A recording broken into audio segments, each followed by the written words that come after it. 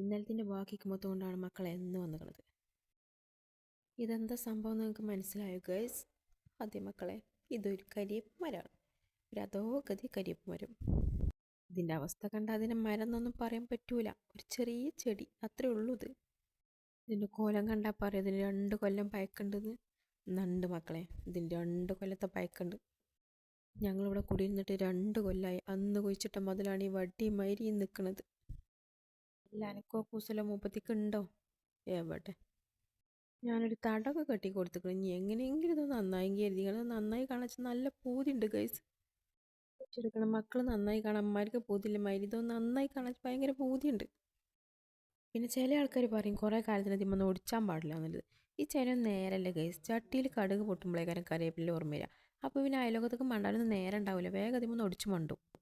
അത് നന്നാകാൻ എന്തെങ്കിലും ഒരു മാർഗ്ഗം ഉണ്ടെന്നുണ്ടെങ്കിൽ അറിയണമല്ലുണ്ടെങ്കിൽ ഒന്ന് പറഞ്ഞു തരിട്ടോ. എന്താ ഇതിനൊക്കെ ചെയ്യലേ? ഒന്നും ചെയ്യാതെ കഥ. അപ്പോൾ നല്ലതാണ്. ബാക്കി നാളെ.